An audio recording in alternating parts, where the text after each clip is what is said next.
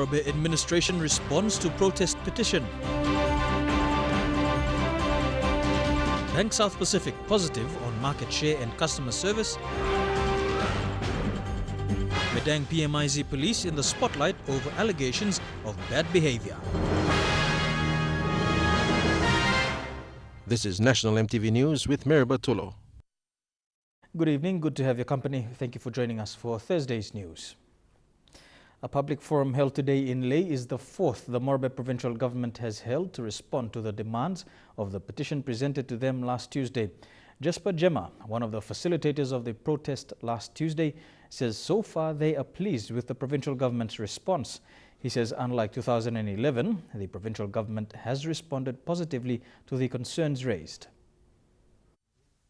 The Morobe provincial government leaders today gathered at the St. Martin field at Papon compound to address the people.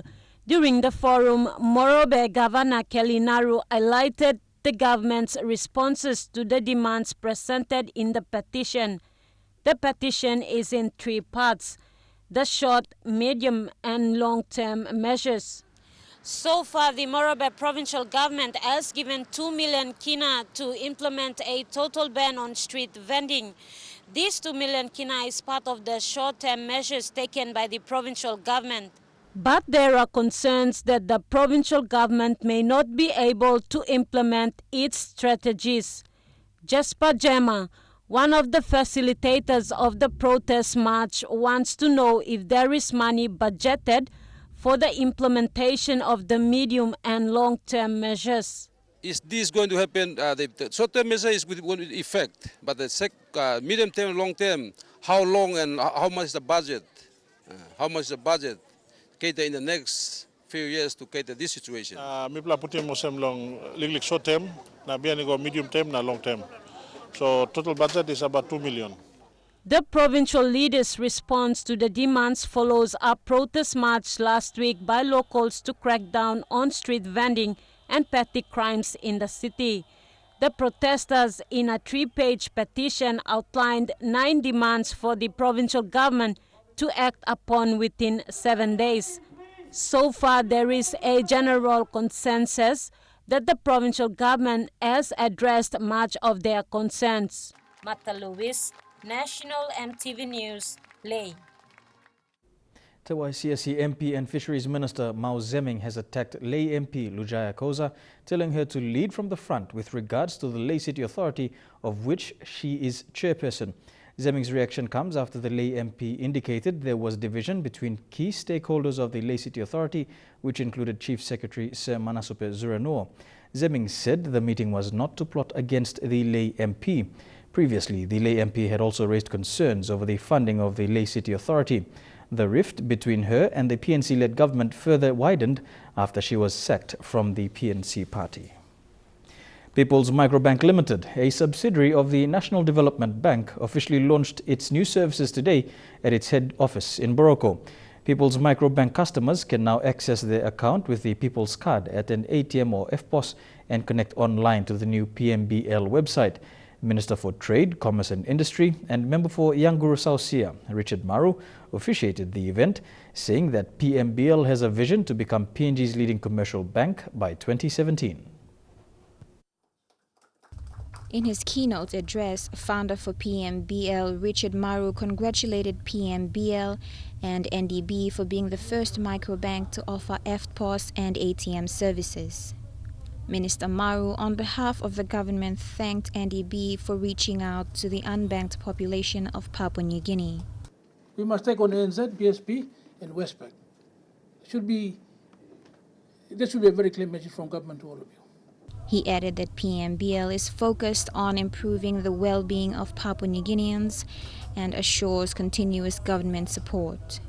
People's Microbank CEO Anthony De La Cruz explained how PMBL, through its new services, aims to serve its customers better with the most competitive rates. Since then, we have significantly improved our customer service. And today, we witness the continuing upgrade and automation of our banking technology and delivery channels. PMBL also has SMS banking, which was launched a year ago. Lorraine Gabina, National EMTV News. BSP's customer service is slowly matching up to the rising banking needs of its many customers across its 85 branches around the country. It has been working on a cash agent service where rural customers can be well informed on how to use some of the bank's advanced systems. BSP CEO Robin Fleming explained the bank's electronic banking service has been a step taken in improving its customer services. The cash agent service has come about following BSP's rising number of customers. Today, at a financial report presentation of the bank's third quarterly financial takings, CEO of BSP, Robin Fleming, explained steps the bank has taken on to meet the rising expectations of its customers. The CEO highlighted the bank's electronic banking services that can be accessed via mobile phone text messages, a strategy used in shortening the long customer queues in front of most of its retail banks. They do their sales during the day, the branch will be closed, they can still go to the cash agent, which is a trade store right next door to the market, deposit that cash, don't necessarily have to take it home, run the security risk when you're travelling. So it's a more cost efficient and an equally safe means of being able to get cash into your account, and then you're providing yourself with opportunities to do electronic banking. More than 1 million customers in PNG bank with BSP at its town and rural branches. And with 41 rural branches at districts around the country, bankers have a role of educating most customers. You have to go out and talk to the customers, not just talk to them once, talk to them 2 times and 3 times. When I was in Balolo, again, we have town hall meetings. Our staff do it very regularly and very passionately. We have to continue to do it, of course. We've got a team in the retail area who undertake it, and the percentage of participants in that training, probably about 40 to 50% are female, but they are in rural areas, not just in areas in the main built-up provinces such as Ley and Port Moresby. So yes, it is very important. We do understand it, and our staff are very passionate. If I have to say anything about our staff, the extent to which they go to schools, weekends, to give that training to help people understand how to use their banking services is really exceptional. Colin Barilai, National EMTV News. Education in Papua New Guinea has progressed over time since independence in 1975. This is from National Education Minister Nick Kuman. While there are several issues still to be fixed, many have been achieved. Fabian Hakalitz files this report from Goroka. National Education Minister Nick Kuman was the guest of honor at today's Goroka Grammar School graduation for grades 1, 5 and 8. While there has been a significant growth and development in the education sector, many have been achieved over time.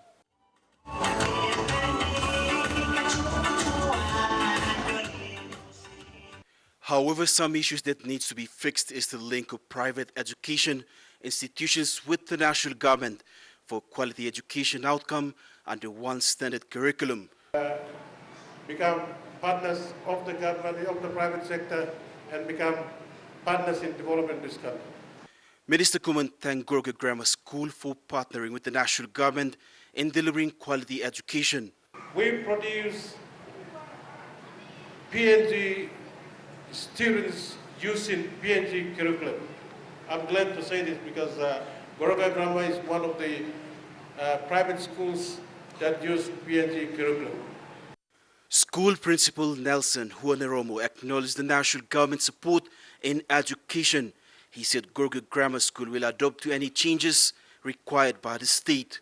Of standard-based education, we have as a school have already started this year, and we will continue with maintaining any changes that the Department of Education brings about.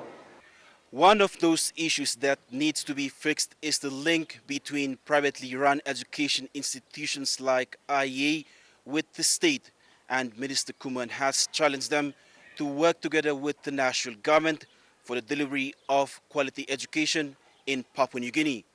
In Goroka, Eastern Highlands Province, Fabian Hakalitz, National EMTV News. You're watching National EMTV News. We'll be back with more stories after these messages.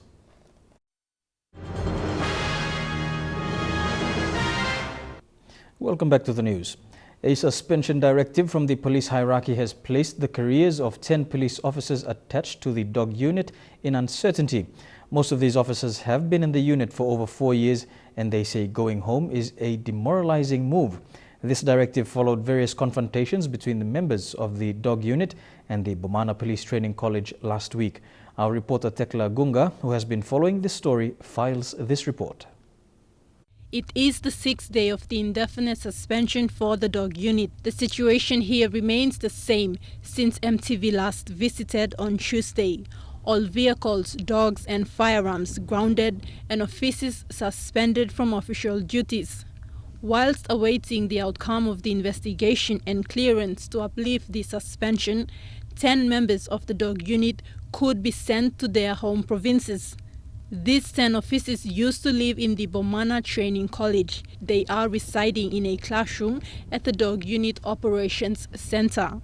After some members of the dog unit and new recruits at Bomana were involved in fist fights. Senior sources from the dog unit say if the 10 officers leave, it could effectively destabilize the Port Moresby unit. The incident started from various confrontations. One that involved the two units started from a domestic violence case last week between a couple who are also police officers from both the dog unit and the training college. There were gunshots fired and fist fights broke out. Police have always been in the spotlight for their ill discipline.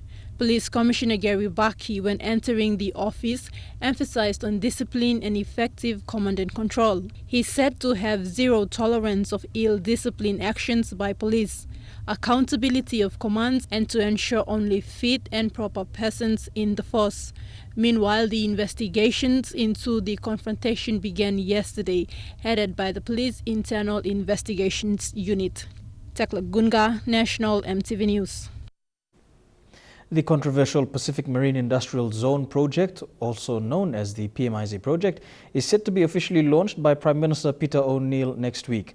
Back on the ground, allegations against the PMIZ police are piling up regarding claims of harsh treatment towards the locals, the most recent incident being just last week on Mothers. These Vidar women say they haven't received any notice that they shouldn't be marketing at the Vidar market, a place where they've been all their lives, and say they still didn't understand after the police reactions as they were too harsh. Mi plastat lo rausim something at lo market tuli one club diwai post lo house market yan paitim eski something go down lo nar plasistaya kam brukim marapla usel kam lo blomina mi rausim eski go putim lo side dem kam kikim na eski brook go drink up side na brook ardi fishing mi plato correct na mi plakam sit down na market.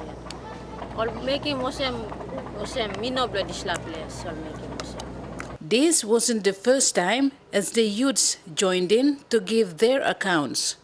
Only fight him below chokball bet. Only fight him 2 leg blow me 1 time mina hand blow me. Only paralyze me, missed up 3 days la house, me no walk about. You know want the trouble me blow picking place last place community, me blow go walking, me blow no want the trouble. Time me gimbakset len goyet them chimgan. I'm cooking gun and broken straight shots lo leg blooming, close to trump still leg blooming. Pilling one black and worry, Osen. Solwara before Mr. Round Osen long and chimpis. On Miriam, Tubla, Sistayam or Lolimol, sit down in Mogrono, point gun, let the Tubla. You see him, an Arab Pratem or some Lolimam, or Lolimam, no fighting them, and put on go down, stop now, chromotim. At them, no sue stop now, Moloki warning shots, side the Yaublem. The PMIZ project's official launching is set to eventuate on the 23rd of this month, which is next Monday. But with this trend, as claimed by the locals, it is becoming a great concern for the village leaders and elders who feel a clear explanation must be made sooner than later. No bread.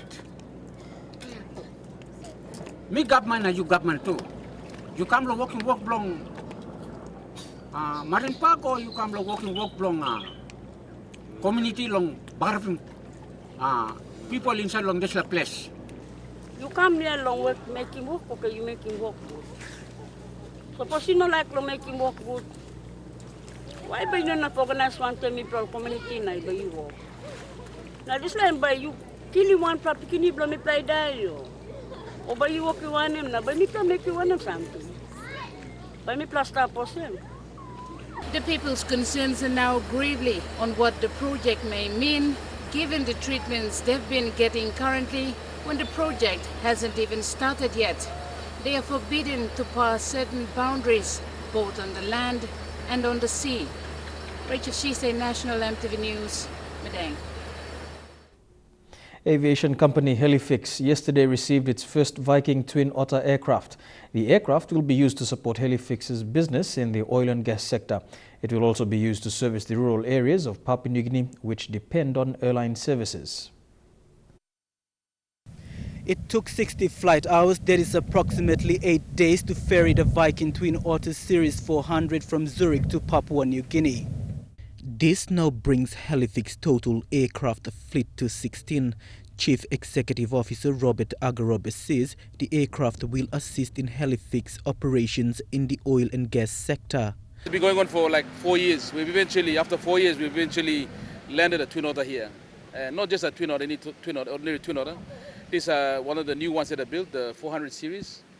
And it's been delivered new from the factory through another company in Switzerland. So it is a milestone and we are very, very happy with our achievements here. The Vikings Twin Otter Series 400 is built with the latest avionics. It has a 6-hour fuel capacity and can travel up to 160 knots.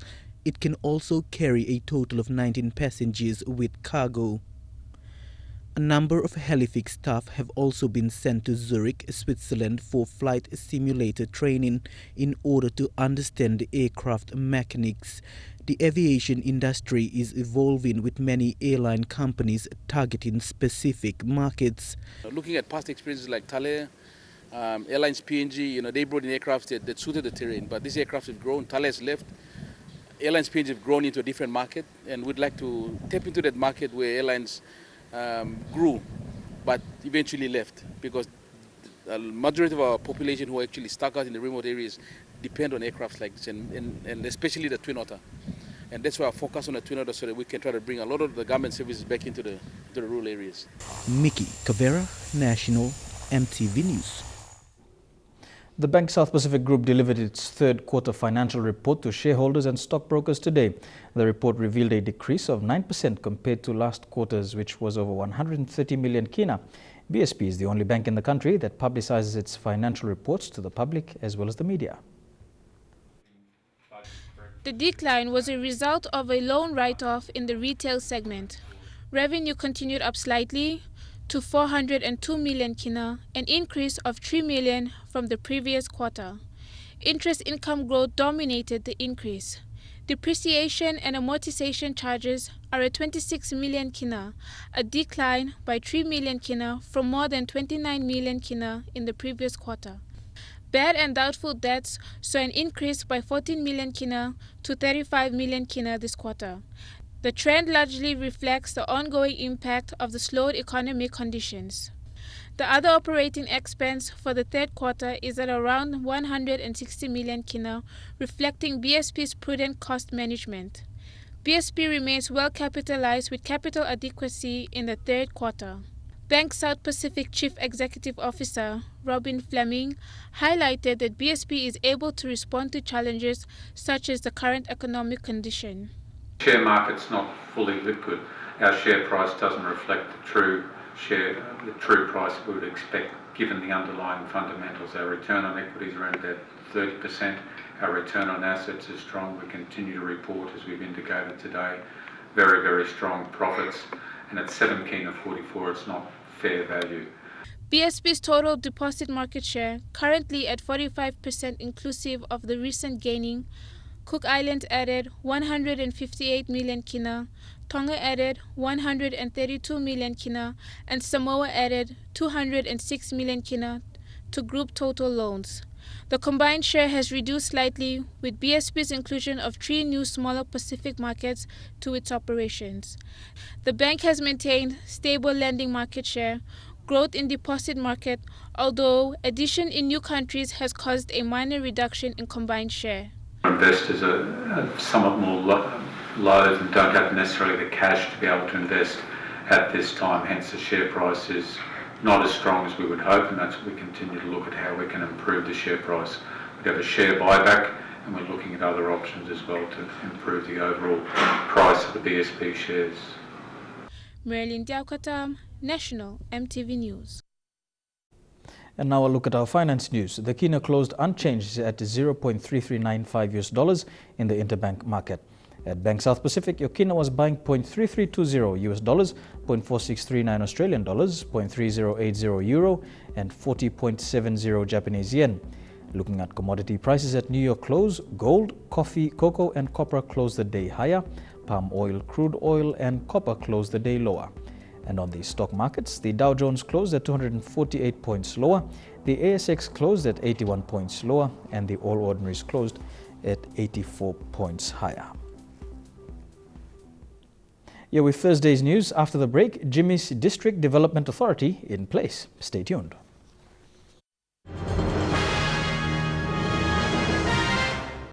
Welcome back to National MTV News. The Pacific International Hospital is facing a shortage of blood type O and is appealing to the general public to come forward and donate.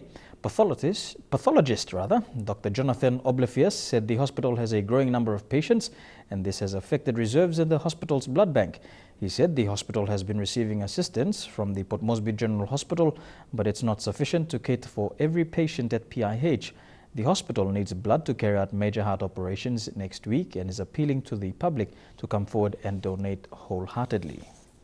Patients who are in need of blood type O, and we have planned surgeries who are in need of not just blood type O and other blood types. Well, with the shortage of blood, we have to procure some blood from PMGH, blood bank, and sometimes it takes time because we have to go from here to there and transport, and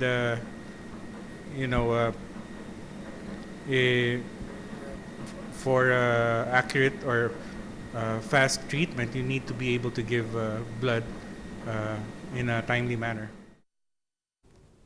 Jimmy District is the first district in Jiwaka Province to implement the government's District Development Authority. Although the authority is yet to have its members sworn in, the authority was formally announced on Tuesday. The Jimmy District Development Authority replaces the Joint District Planning and Budget Priorities Committee. Local MP Mai Dop is a member of the authority. The announcement was made in Tapi Buga, the district headquarters of Jimmy District. For the first time since taking their office as member for Jimmy and governor for Jiwaka Province respectively, Mai Dop and Dr. William Tongab agreed to attend the same ceremony. Dr. Tongab accepted the invitation from the people of Jimmy and their member to officiate at the announcement of Jimmy's first District Development Authority. The ceremony was held at the district headquarters in Tabibuka. Member for Jimmy Mai Dop during the announcement said Jimmy is a difficult district to develop and requested for assistance from the provincial government. He said there are so many places yet to be developed and 5 years was not sufficient enough and asked for help from the provincial government. Place flatland by stable one barrier as was service on slab. No, people all sleep. Scared all around. Now it is very mountainous, plenty of rivers to flow, so many terrains to cross that. So we try and best low but Samla Namil on Sla, you and I will never meet because so many people within us all things difficult for us. Jiwaka Governor Dr. William Tongam challenged other members of Jiwaka to put political differences aside and stand united to develop the new province. He said as a new province, a lot of government systems are not in place and said half of the public servants' positions are yet to be filled.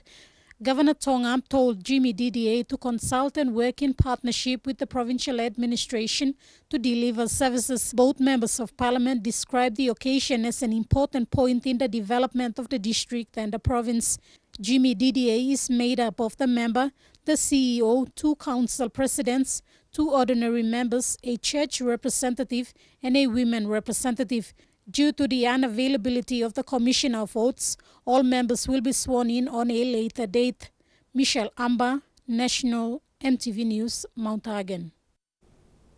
Mulbai Lumusa district in the Western Highlands province has a new chief executive officer replacing the former district administrator. This was the first step to replacing the Joint District Planning and Budget Priority Committee with a District Development Authority. The ceremony was held at the Highlander Hotel in Mount Hagen and witnessed by all public servants from the district. Mulbai MP Koi Trape was the guest of honor at the handover ceremony. He challenged all public servants to cooperate with the new CEO, Makam Jua, and said road infrastructure and education will be key priority areas in 2016. Like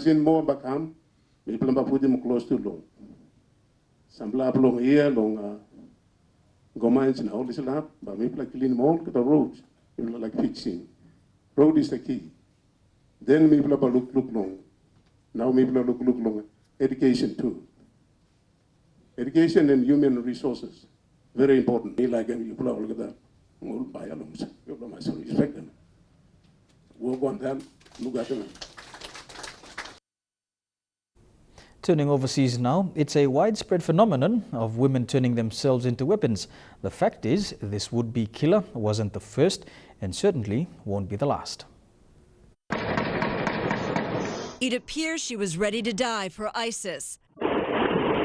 A female suicide bomber in the Paris suburb of Saint-Denis, detonating explosives, killing herself during a police raid that killed one other. The woman, to be identified through DNA, is believed to be the cousin of Paris attack ringleader Abdelhamid Abaoud. Though far fewer in number, female suicide bombers are no less lethal in their quest for martyrdom. Could be that this is the organization sees them as a very useful tool because of their femininity. In January 2002, Palestinian refugee Wafa Idris detonated a 22-pound backpack in the center of Jerusalem, killing one and injuring 140. One of the youngest known suicide bombers, also a Palestinian refugee, was an 18-year-old girl who strapped on a suicide belt, pushed past a security guard, and blew herself up inside a Jerusalem supermarket, killing the guard and an Israeli teenage girl. When we often think about female suicide bombers, we think of the Black Widows. These are the widows of Chechen fighters. In Russia, Chechen women have blown themselves up to avenge their husbands' deaths. Among the most prominent attacks, the 2002 siege of a Moscow theater, in which female attackers wore but did not detonate suicide belts. Authorities believe several dozen Western women from Europe and the U.S. have either attempted or succeeded in reaching ISIS in Syria or Iraq. Perhaps the most famous, Hayat Boumediene, the girlfriend of Paris gunman Ahmad Koulibaly, who attacked a Jewish market in Paris. After Koulibaly was killed by French commandos, Boumediene traveled to Turkey before crossing into Syria to join the terror group. You're with National EMTV News. After the break, all the action in Trukai Sports.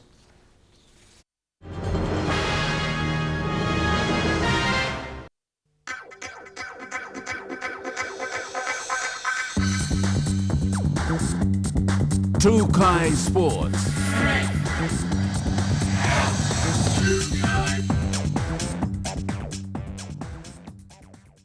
Welcome to Trukai Sports. The 2015-2016 season of the biggest football competition in the country, the National Soccer League, has been officially launched in the presence of franchise clubs and major sponsor Telecom PNG. Present was NSL Chairman Isaac Lupari, Telecom CEO Michael Donnelly, as well as various members of the PNG footballing fraternity. Kick off! In attendance were sponsors of most of the franchise clubs from both the Northern and Southern conferences, which included Hekari United, Goroka Gohisa, Admiralty, FC Port Moresby, Huawei PS, and Madang FC.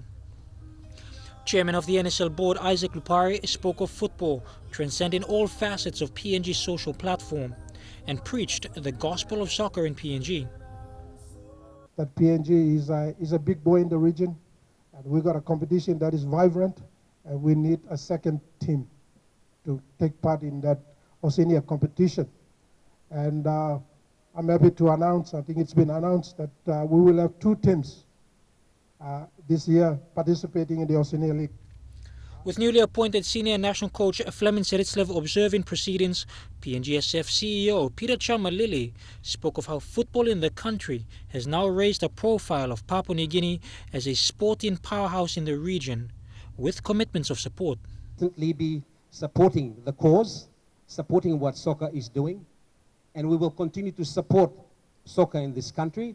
Hopefully it will set, actually I shouldn't say hope.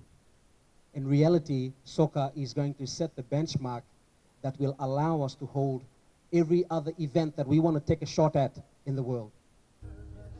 Telecom PNG CEO Michael Donnelly pushed for clubs to be more business-minded with the opportunity for their players to be exposed at an international level. Over the world, and it doesn't matter which country you come from, if someone is good, if a player is good, they will be picked up somewhere by some international team. And these sorts of role models, this sort of success will perpetuate and help support the league going forward. Ho'oe PS United player Gilbert Anis believes Hekari still remains the biggest threat in the Southern Conference, outside of his own team. It's a very big challenge. Though we have set a target to take them down, but it's a big ask.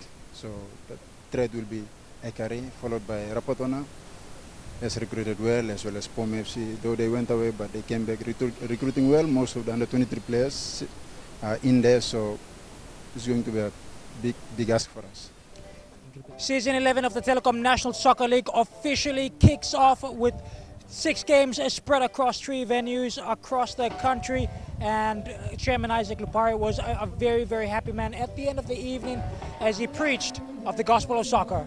Jeremy Moggy, National EMTV Sports. Newcomers into the National Soccer League, Goroka Gosiha, will play their first match this weekend at the National Sports Institute in Goroka. The team, captained by Semi Sasame, was in Port Moresby this week for the launching of the NSL. Many of the players are not from Goroka. Most have lived in the province long enough to call it home. There's not a typical Highlander in the team as yet, but probably, they're mixed. Probably mixed blood, but otherwise it's everyone who's been there, born, brought up, that call themselves they're from Goroka, and I'm one of them. So. According to Semi Sasame, the team has been prepared. The short time period and all, we've been doing really hard, trying to pick up on training and get the boys fit and all. This is a big step Goroka soccer has taken, and a proud moment for the province to have a team in the semi-professional competition. The boys are all excited, given the opportunity to take part in a semi-professional league, and most importantly, like our major sponsor stepping in to make it happen for the boys. Now that Goroka has a team in the NSL, programs have been put into place for development of young and upcoming soccer players to one day play for the Gosihas. 10 boys into the training when our boys are running during this season. And these 10 boys, their age is 17 and below. And they'll just run with the boys every training, learn what the boys are doing, and then eventually during our association games, we'll identify and we'll move them up gradually. This is a proud moment for soccer in the province, with a lot of support from the people in the area. They play their first match against defending champions, Lay City Dwellers, this weekend. Elijah Lavet, National EMTV Sports. The PNG Under-20 women's team will be competing in the FIFA Under-20 Women's World Cup next year in Port Moresby. Preparation dates have been set for training camps and warm-up matches before the tournament under coaching directions from expert coach Lisa Cole, who is expected in the country next week. Most of their training will be held in Goroka. The team will be trimmed down and finalized by next month. PNGFA President David Chung said they will be talking to the parents if it is possible for them to stay out of school for a year to concentrate on training. We have to negotiate with the parents and negotiate with the schools whether they are able to drop out from school for 1 year and fully concentrate on the training. Training will be intensive with warm-up matches scheduled in Thailand and if possible in Japan and Korea before they fly to the US for further training sessions and matches. National Gaming Control Board has lifted the girls' preparations with a check presentation of 2 million kina. Acting Chief Executive Officer of NGCB, Imelda Agon, signed the contract with David Chung and said they are pleased to have come on board with the funding.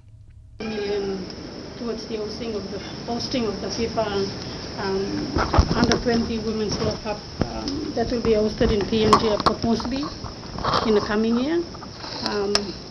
The NGCB's contribution, so to speak, is part of the government's contribution. Elijah Levet, National EMTV Sports. To boxing now, and the National Boxing Championships is set for the end of the month in Kavieng, New Island Province. The championship is expected to attract boxing associations from all around the country. Among those participating is former three-time Oceania champion Jack Willie, who will be representing the Abau Amateur Boxing Association. Jaylee Sapias reports. Former PNG representative Jack Willie makes his return after a 4-year absence from the code and will be up against some of the strongest young boxers in the country. I had a long-term break from myself since after New Caledonia. After New Caledonia, when I come back, I had a long break. Willie, who last represented the country in 2011 while having been out of the limelight, has the full support of mentor Ricky Berua and will join 4 other boxers. I will be taking the 5 boxers from Abau Amateur Boxing Association. So there will be 5 athletes, and I myself as a president coach will be taking the team to Kavieng. Dekanai construction manager Jamie Mitchell presented the Abau Amateur Boxing Association with 6 airplane tickets at their head office today and said Dekanai was happy to assist. I would like to present the tickets to Ricky, our good friend who we as an association has been supporting PNG boxing for a long period of time. And Dekanai Constructions is very pleased to be associated with your association. The team leaves for Kavieng on Wednesday next week. Jaylee Sapies, National EMTV Sports. You're with Trukai Sports. Coming up after the break, Triathlon Kids Academy, Rugby League and Rugby Union. Don't go away.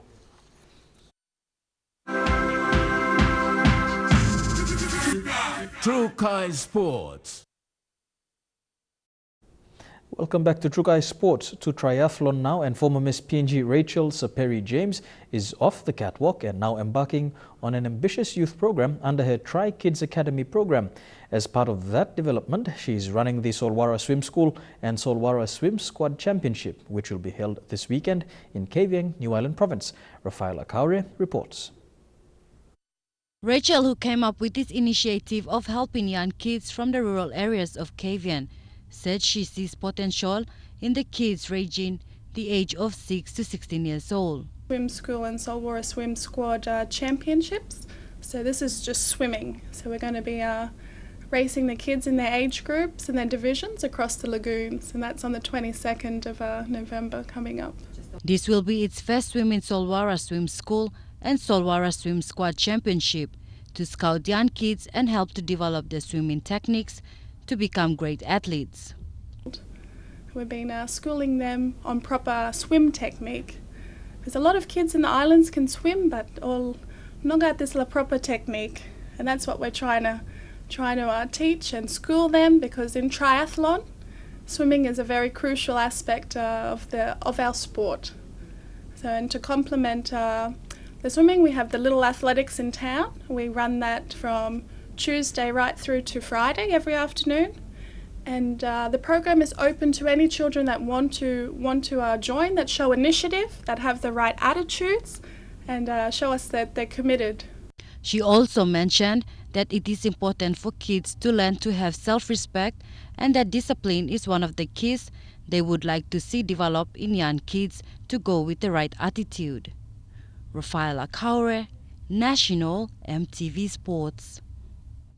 To Rugby League now, and the Port Moresby Rugby League will have its 66th grand final this weekend, with the Royals going up against Brothers in what is anticipated to be a great match. While the Brothers have had consecutive finals experience in a relatively short time, for the Royals the wait has been 19 long years. Judah Memafu has this report. The Murray Barracks Oval will come alive this weekend as the Port Moresby Rugby League stages its 66th grand final, with the main game seeing the Royals lock horns with the Brothers.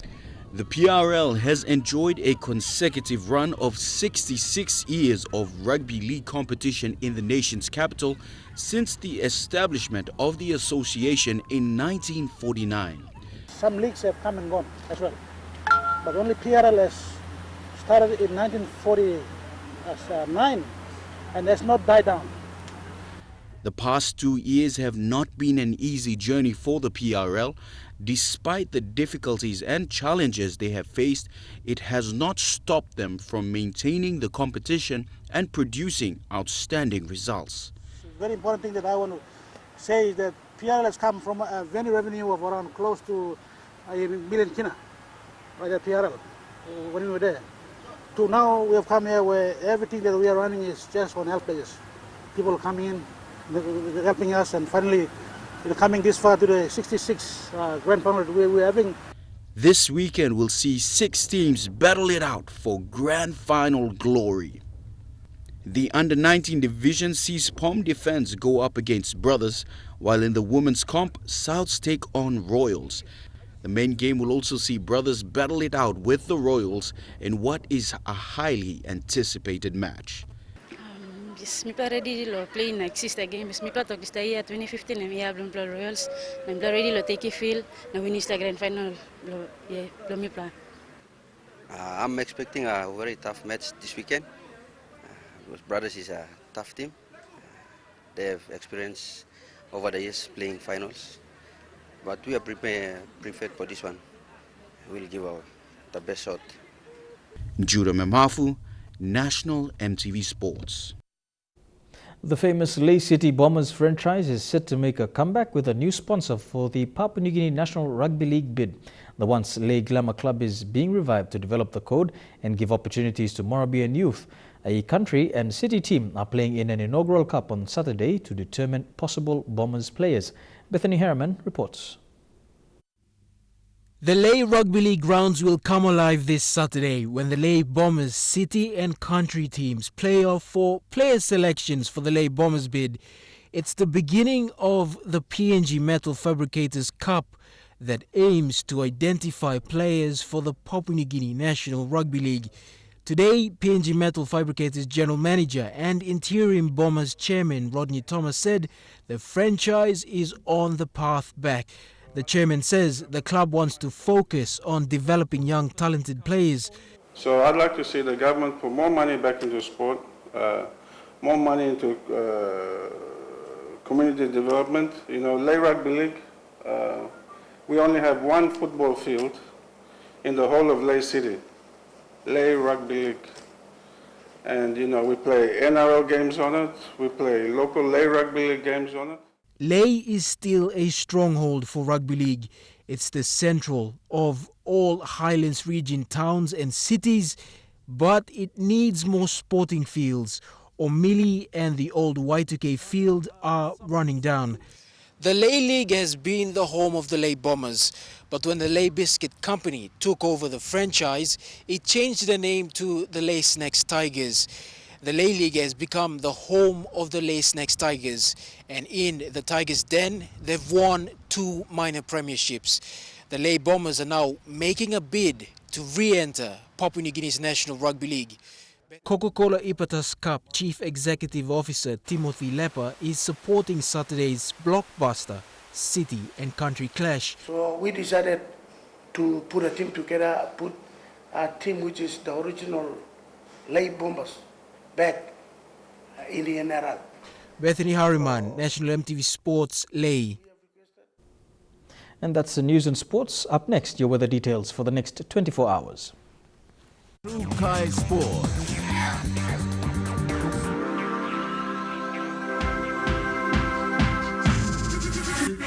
Rugby Sports.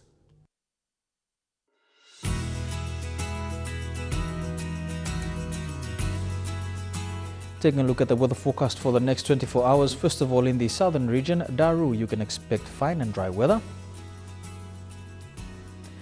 To the Momase region, Wewak, brief showers over the next 24 hours.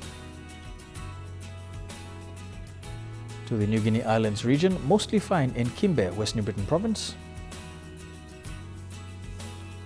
And finally in the Highlands region, cloudy with morning fog expected in Kundiawa. And that ends the National MTV News from the MTV News team. On behalf of the team, pleasant viewing. Good night.